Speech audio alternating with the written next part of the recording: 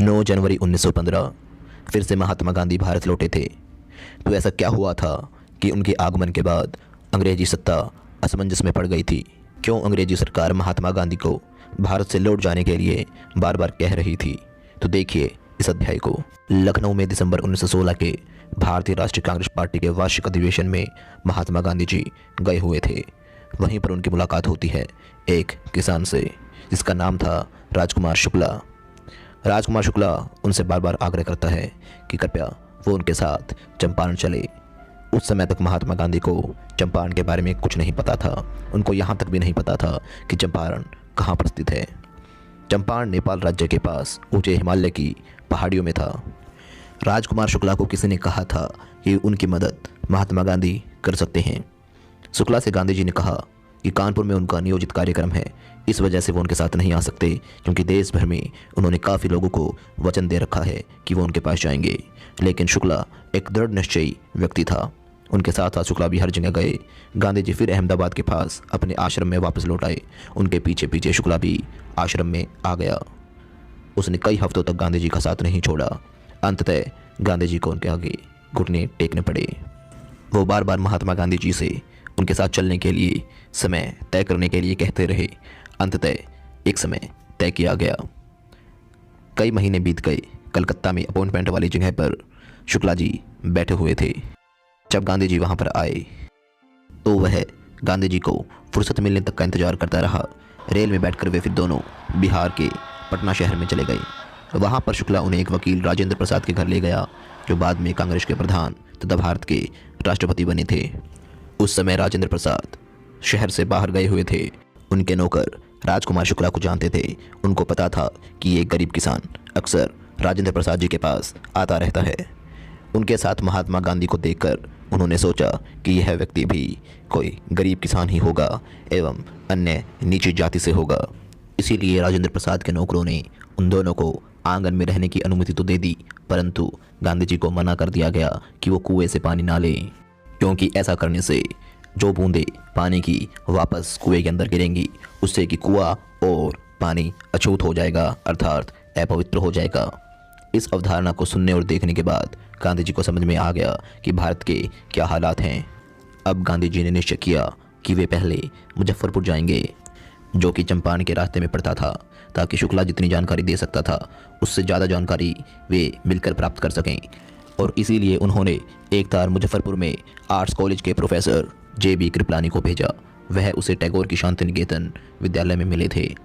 रेलगाड़ी 15 अप्रैल 1917 को आधी रात के वक्त वहां पहुंची। स्टेशन पर बहुत सारे विद्यार्थियों को लेकर कृपलानी इंतजार कर रहे थे। वहां गांधी जी प्रोफेसर मलकानी के घर रुके थे, जो कि उस समय एक सरकारी विद्यालय में शिक्षक थे। मुजफ्फरपुर तथा चंपारण में गांधी जी के आने तथा उनके मिशन के बारे में समाचार तेजी से फैल गया। अपने नेता को देखने के लिए बटाईदार किसान पैदल तथा वाहनों के द्वारा आने शुरू हो गए। केस की संक्षिप्त जानकारी देने के लिए मुजफ्फरपुर का एक वकील गांधी जी के पास आया। वे अक्सर किसान दलों की तरफ से मुकदमों में अदालतों में हाजिर होते थे। उन्होंने गांधी जी को अपने मुकदमे तथा उनकी फीस का आकार बताया। गांधी जी ने बटाईदार किसानों से ऐसी बड़ी फीस लेने पर वकीलों को धमकाया। इस पर गांधी जी ने कहा कि मैं इस निष्कर्ष पर पहुंचा हूं कि हम अदालतों में जाना ही बंद कर दें, क्योंकि ऐसे मुकदमे अदालत में ले जाने से कुछ नहीं होता। जहां पर किसान इतने दबे हुए हों, इतने डरे हुए हों, वहां कानून की अदालतें बेकार हैं। सबसे पहले इन्हें डर से मुक्ति दिलानी होगी, तभी इन्हें वास्तविक आराम मिलेगा। चंपारण जिले की अधिकतर कृषि योग्य भूमि बड़ी बड़ी जागीरों में बटी हुई थी, जिनके स्वामी अंग्रेज थे तथा भारतीय काश्तकार खेती करते थे। नील मुख्य व्यापारिक फसल थी। जमींदार सभी काश्तकारों को अपनी जोत का 3/20 भाग या 15% नील की खेती करने के लिए तथा नील की सारी पैदावार को किराए के रूप में उन्हें देने को मजबूर करते थे। लंबे समय के इकरारनामे के द्वारा यह किया जाता था। अभी कुछ समय पहले जमींदारों को पता चला कि जर्मनी ने कृत्रिम नील विकसित कर लिया है। इस पर उन्होंने काश्तकारों से इकरार ले लिया कि उनको 15% की प्रणाली से मुक्त करने के बदले उन्हें काश्तकार मुआवजा देंगे। काश्तकारों के लिए बटाईदारों की व्यवस्था बहुत ही दुखदायी थी तथा कईयों ने अपनी मर्जी से हस्ताक्षर किए। जिन्होंने इसका विरोध किया उन्होंने वकील नियुक्त कर लिए। जमींदारों ने गुंडे रख लिए।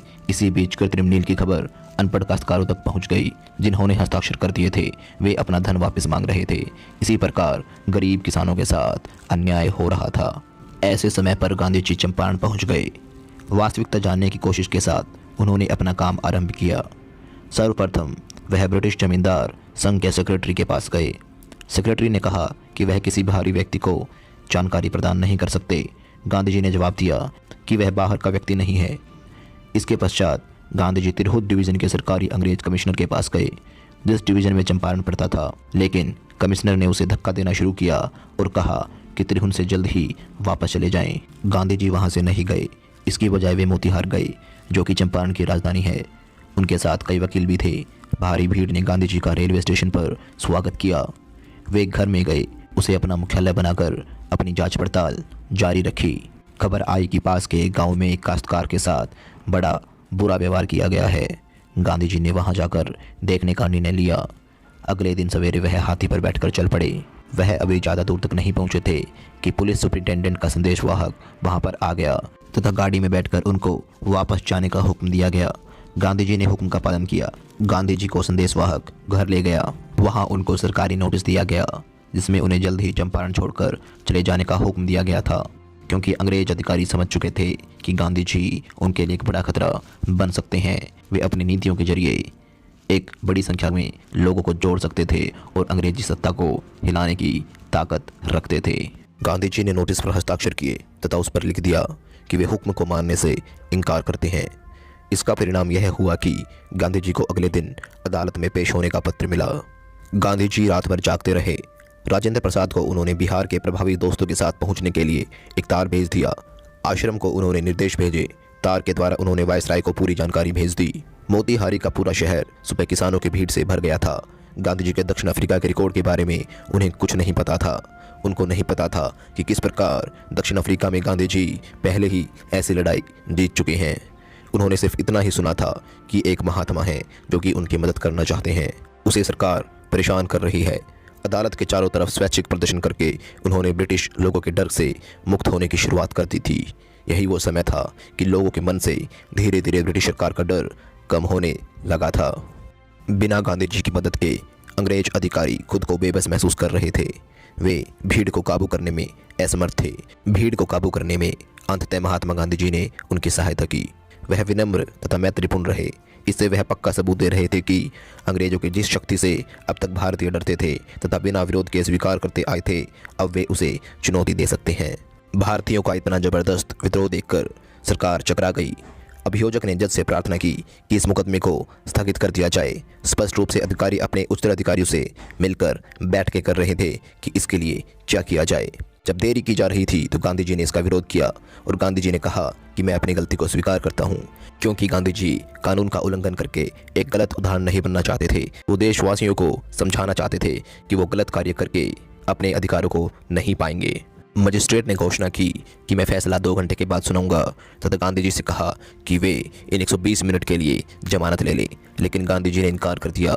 जज ने बिना जमानत के ही उन्हें रिहा कर दिया। अदालत जब दोबारा शुरू हुई तो जज ने कहा कि वह कई दिनों तक फैसला नहीं सुनाएंगे। इसी बीच गांधी जी को उसने आज़ाद रहने की मंजूरी दे दी। राजेंद्र प्रसाद, ब्रिज किशोर बाबू, मौलाना मजहरुल हक तथा कई दूसरे प्रमुख वकील बिहार से आ गए थे।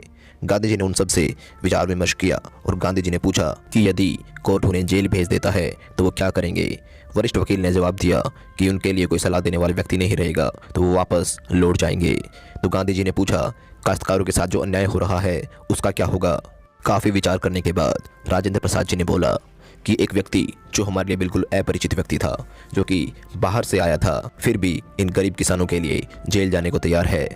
वो अपनी ज़िंदगी दांव पर लगा रहा है। हम तो फिर भी इसी देश के व्यक्ति हैं, यहीं पर रहते हैं, तो हम सबको इस आंदोलन को और आगे चलाना होगा। अगर वो जेल चले जाते हैं और हम पीछे हट जाते हैं, अगर उनके बाद यह आंदोलन आगे नहीं चलता है तो हमारे लिए इससे शर्मनाक कोई बात नहीं होगी। यही सोचकर वे वापस गांधी जी के पास गए और उनसे कहा कि वे भी उनके पीछे पीछे जेल जाने के लिए तैयार हैं। गांधी जी ने बोला, तो बस चंपारण की लड़ाई हमने जीत ली। उन्होंने फिर एक कागज लिया और दल के जोड़ों को बांट दिया। हर 2 की गिरफ्तारी का क्रम लिख दिया कि जब ये 2 जाएंगे तो बाकी 2 बाहर रहेंगे और इस आंदोलन को आगे बढ़ाते रहेंगे। ये आंदोलन रुकना नहीं चाहिए। कई दिनों के पश्चात गांधी जी को मजिस्ट्रेट द्वारा भेजा गया एक लिखित संदेश मिला कि प्रांत के गवर्नर ने मुकदमा वापस लेने का आदेश दिया है। क्योंकि अंग्रेजी सरकार इस भीड़ के आक्रामक रूप को देखकर अंदर तक हिल गई थी। सविनय अवज्ञा की आधुनिक भारत में यह पहली बार जीत हुई थी। जैसा कि आप सभी को पता है, गांधी जी एक वकील थे। गांधी जी को पता था कि किस प्रकार ब्रिटिश सरकार को दबाना है। अब गांधी जी तथा वकील काश्तकारों की शिकायतों के बारे में व्यापक जांच पड़ताल करने में लग गए। लगभग 10,000 काश्तकारों के बयान लिखे गए तथा दूसरे सबूतों को नोट किया गया। लिखित में दस्तावेज इकट्ठे किए गए। सारे क्षेत्र में जांच पड़ताल की गई। इतनी सारी गतिविधियां करने की वजह से जमींदार और उनके विरोध को देखकर, जांच पड़ताल को देखकर, इन सब की वजह से पूरे क्षेत्र में हड़कंप मच गया था। अंग्रेजी सरकार को कुछ समझ नहीं आ रहा था कि वो इसके साथ क्या करें, क्योंकि गांधी जी ना तो कोई हिंसा कर रहे थे और ना ही कोई नियम तोड़ रहे थे कि जिसके आधार पर उसके ऊपर मुकदमा लगा के उसे जेल में डाल दिया जाए। प्रांत के लेफ्टिनेंट गवर्नर एडवर्ड गेट ने जून में गांधी जी को मिलने के लिए बुलाया। जाने से पहले वह अपने खास साथियों से मिले तथा एक बार दोबारा सविनय अवज्ञा की पूरी योजना बनाई, यह सोचकर कि अगर वो वापस नहीं लौटे तो क्या होगा या फिर हमें आगे क्या करना है। गांधी जी के लेफ्टिनेंट गवर्नर के साथ 4 बार साक्षात्कार हुए और परिणाम यह हुआ कि लेफ्टिनेंट गवर्नर ने बटाईदार काश्तकारों की दशा जानने के लिए सरकारी आयोग बनाया। उस आयोग में जमींदार सरकारी अधिकारी सम्मिलित थे तथा गांधी जी काश्तकारों की तरफ से एकमात्र प्रतिनिधि थे। इस शांतिपूर्वक चले आंदोलन में गांधी जी ने सोचा था कि कुछ ही समय लगेगा, परंतु लगते लगते इसमें 1 साल लग गया। परंतु इस 1 साल के अंदर गांधी जी ने सबूतों का इतना बड़ा पहाड़ इकट्ठा कर लिया था जो कि अंग्रेजी सरकार की अंतर्राष्ट्रीय स्तर पर धज्जियां उड़ाने के लिए काफ़ी था। सरकारी जांच पड़ताल से बड़े जमींदारों के विरुद्ध मुंहतोड़ सबूतों का पहाड़ एकत्र हो गया था। जब उन्होंने यह देखा तो वे सैद्धांतिक रूप से काश्तकारों का धन वापस करने के लिए सहमत हो गए, क्योंकि वो अगर इसका विरोध करते तो ब्रिटिश सरकार का अंतर्राष्ट्रीय स्तर पर इंग्लैंड तक बुरा हाल हो जाता एवं उनकी अंतर्राष्ट्रीय स्तर पर धज्जियां उड़ जाती। अंततः अंग्रेजी सरकार ने सोचा कि धन को वापस किया जाएगा। उसके लिए उन्होंने गांधी जी को कोर्ट में बुलाया और कहा कि बताइए हमें कितना धन वापस करना पड़ेगा। अब वो फिर से गांधी जी को बातों में उलझाकर, उनको अपनी बातों में फंसाकर जेल में डालना चाहते थे। उनको लगा था कि जो धन उन्होंने नाजायज तरीके से, धोखे से काश्तकारों से ऐंठा था, वो सोच रहे थे कि गांधी जी उनसे पूरा लौटाने के लिए कहेंगे। लेकिन गांधी जी अंग्रेजों की चाल को समझते थे कि वो किस प्रकार से गांधी जी को जेल में डालना चाहते हैं एवं इस आंदोलन को यहीं दबाना चाहते हैं। उन्होंने केवल 50% की मांग की। लग रहा था कि वह उससे टस से मस नहीं होंगे। रेवर्ड जे जेडहोस, जो चंपारण में अंग्रेज मिशनरी थे तथा सारी घटना को पास से देख रहे थे, लिखते हैं, यह मानकर कि वह नहीं मानेंगे और कोर्ट की अवहेलना करेंगे, जमींदारों के प्रतिनिधि ने शुरू में 25% धन वापस लौटाने के लिए कहा। यह सब कुछ देखकर अंग्रेजी सरकार को हैरानी तब हुई जब उन्होंने देखा कि गांधी जी चुपचाप बिना कुछ बोले, बिना किसी चीज का विरोध किए हुए 25% लेने के लिए तैयार हो गए। गांधी जी अच्छे से समझते थे कि इन लोगों की क्या चाल है और वो इनसे क्या करवाना चाहते हैं, परंतु गांधी जी ने ये बात कहकर गतिरोध को ही खत्म कर दिया और उनकी ही बातों में उनको ही उलझा दिया। हालांकि यहाँ पर कितना पैसा वापस आया ये मायने नहीं रखता था, परंतु पहली बार भारत के इतिहास में ऐसा हुआ था कि अंग्रेजी सरकार और बड़े जमींदारों को भारतीय जनता के आगे झुकना पड़ा था और अपनी ही बातों में पहली बार वो फंस गए थे। और तभी पहली बार ऐसा हुआ था कि अंग्रेजी सरकार की प्रतिष्ठा भारतीय लोगों के कदमों में पड़ी हुई थी। अब किसानों ने सीख लिया था कि किस प्रकार उन्हें साहस करना है। अब किसानों को समझ में आ गया था कि उनके हित के लिए भी कोई खड़ा हो सकता है, उनके भी अधिकार हैं और वो भी ब्रिटिश सरकार का सामना कर सकते हैं। परंतु गांधी जी के इस निर्णय का काफ़ी लोगों ने एवं अन्य वकीलों ने विरोध भी किया कि क्यों वो 25% के लिए मान गए। तब गांधी जी ने उनको समझाया कि हमारा 25% धन वापस लेना एक हमारे लिए बड़ी उपलब्धि है जो कि इतिहास में आज तक नहीं हो पाया था। गांधी जी ने उनको समझाया कि किस प्रकार अंग्रेज बड़े चालाक हैं और वो हमें फंसाना चाहते थे। ये तो हमारे लिए एक उत्सव की बात है कि जो आज तक इतिहास में नहीं हो पाया वो अब हो पाया, चाहे वो 25% ही सही, लेकिन हमने अंग्रेजी सरकार से उस धन को वापस ले लिया है। और इन्हीं सबूतों के आधार पर अंग्रेज जमींदारों को अपनी जागीरें छोड़नी पड़ी और जिसे किसानों को वापस कर दिया गया। नील की बटाई की खेती समाप्त हो गई। इस प्रकार से चंपारण आंदोलन सफल रहा और गांधी जी की चालाकी और उनकी समझदारी की वजह से अंग्रेजी सरकार घुटने टेकने पर मजबूर हो गई थी।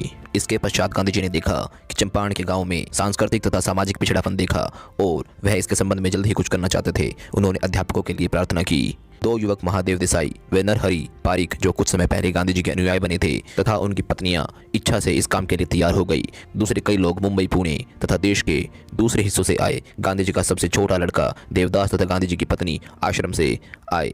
6 गांवों में प्राथमिक पाठशालाएं खोली गई। कस्तूरबाई निजी स्वच्छता तथा सामाजिक स्वास्थ्य के संबंध में सिखाती थी। इसी प्रकार धीरे धीरे यहाँ पर स्वास्थ्य की दिशाएं, शिक्षा की दिशाएं हर क्षेत्र में चंपारण में तरक्की की गई। गांधी जी ने एक डॉक्टर से 6 महीने के लिए स्वैच्छिक सेवाएं प्राप्त कर ली। 3 दवाइयां उपलब्ध की जा रही थी। एरंडी का तेल, कुनीन तथा गंधक की मरहम। जिसमें जीभ पर मैल की परत जमी होती थी उसे एरंडी के तेल से खुराक दी जाती थी।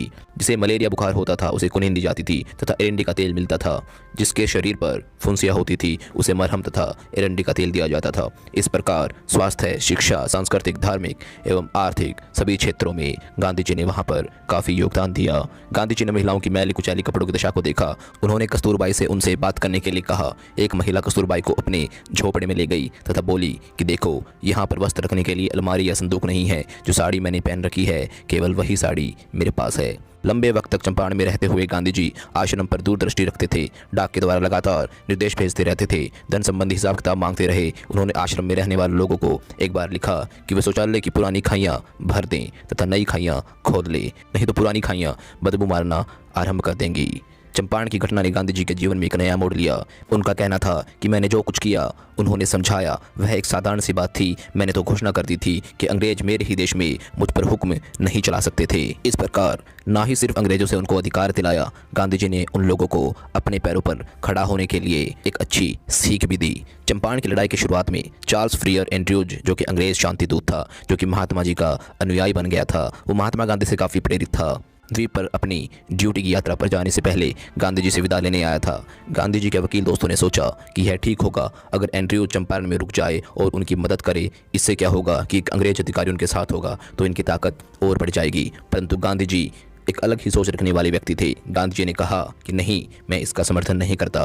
वे बोले, अगर आप ऐसा सोचते हो कि किसी अंग्रेज का हम साथ लेकर अपनी लड़ाई को जीत लेंगे तो ये आपकी कमजोरी को दिखाता है। यह दर्शाता है कि आपके अंदर आत्मबल नहीं है अपनी खुद की लड़ाई लड़ने का। इससे आपके मन की कमजोरी दिखाई देती है। हमारा उद्देश्य न्याय संगत है तथा आपको लड़ाई में जीतने के लिए अपने ऊपर भरोसा रखना होगा। गांधी जी ने कहा कि आप चाहते हो कि अंग्रेज आपके साथ हो, इससे कि आपकी ताकत बढ़ जाएगी। तो नहीं, मैं नहीं चाहता कि आप किसी के ऊपर निर्भर रहें। मैं चाहता हूं कि आप अपनी लड़ाई अपने हक से और अपने ही बलबूते पर लड़ें। अपनी कमजोरी अंग्रेजों के सामने प्रदर्शित ना करें। यह सुनने के बाद राजेंद्र प्रसाद ने कहा कि हमारे पास इसका कोई जवाब नहीं था। इस तरह गांधी जी ने भारतीयों को आत्मनिर्भरता का पाठ सिखाया। इस वीडियो को बनाने में हमारे 15 से 16 घंटे लगे हैं। काफ़ी मेहनत के बाद हम ये वीडियो आपके लिए बना पाए हैं। अगर आप चाहते हो कक्षा 12 इंग्लिश के अन्य अध्याय भी आपको इसी तरीके से कराए जाएं, उनके क्वेश्चन आंसर्स और सब कुछ कराया जाए, तो आपसे रिक्वेस्ट है कि आप भी अपना सपोर्ट दिखाते रहिएगा। गुरु दक्षिणा के रूप में आपका भी फर्ज बनता है कि आप हमारी वीडियो को ज़्यादा से ज़्यादा शेयर करें। इस पे कम से कम 1000 लाइक्स ज़रूर दें और अपने दोस्तों के बीच शेयर करें और अपना वैल्यूएबल फीडबैक हमें कमेंट्स में देना मत